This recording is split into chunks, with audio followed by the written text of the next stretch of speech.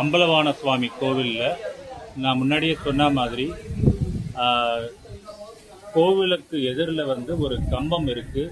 அதுல வந்து வட்டெழுத்து கல்வெட்டும் இருக்கு. ஆனா மக்களுடைய நம்பிக்கை என்னன்னா, இது மெக்காலிருந்து கொண்டு வந்து நடப்பட்ட தூண் அப்படின்னு நம்பிக்கை.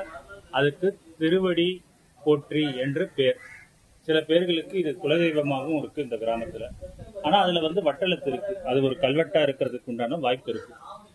அந்த திருவடி போற்றிங்கிற தூணுக்கு முன்னாடி 4 ஹீரோ ஸ்டோன்ஸ் இருக்கு. முதல், அதாவது நடுக்கல் அப்படின்னு தமிழ்ல சொல்லுவோம் இல்லையா, முதல் நடுக்கல் வந்து பூமியில முழுசும் புதைஞ்சிருக்கு. தலை மட்டும் அறகுறையா தெரியுது.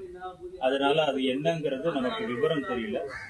2வது நடுக்கல், 3வது, 4வதுமே பூமியில பாதியோ கால்வாசியோ புதைஞ்சுதான் இருக்கு.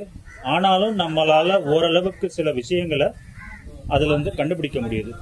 நம்ம இடது பக்கத்துல இருந்து இருக்கிற 2வது நடுக்கல்ல அவன் இடது கையில வாழை வச்சிட்டு இருக்கான். சண்டைக்கு போறான். முன்னாடி அவனுடைய நெஞ்சுக்கும் வயிற்றுக்கும் நடுவுல ஒரு அம்பு பாயிருது. அது வந்து தெளிவா தெரியுது. நெஞ்சில அம்பு பாய்ந்து அவன் வந்து உயிர விடுறாங்கிறது இதுல இருந்து நம்மளால தெரிஞ்சுக்க முடியுது.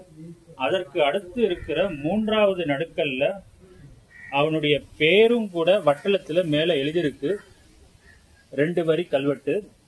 கீழே வந்து அவனை பார்த்தீங்கன்னா அவனுடைய வயிற்றுக்கும் நெஞ்சுக்கும் நடுவுல கிட்டத்தட்ட 4-5 அம்புகள் பாய்ந்து அவன் இறக்குறத வந்து தெளிவா நம்மளால பார்க்க முடியும். அதற்கு அடுத்த கடைசி நடுக்கல்ல அந்த வீரன் வந்து கையில வில்லும் அம்பும் வச்சிருக்கான். ஆனா அவனை பின்னாடில இருந்து அம்பு வச்சு யாரோ கொலை பண்றாங்க. அதனால அவனுடைய முதுகுல அம்பு குத்தி இருக்கிறதையும் நம்மளால பார்க்க முடியுது. நடுக்கல்ல நாம பார்க்கும்போது அவங்க கையில என்ன ஆயுதம் இருக்கு, அவங்களுடைய முக அமைப்பு எப்படி இருக்குங்கிறத மட்டும் பார்க்காம அவங்க எப்படி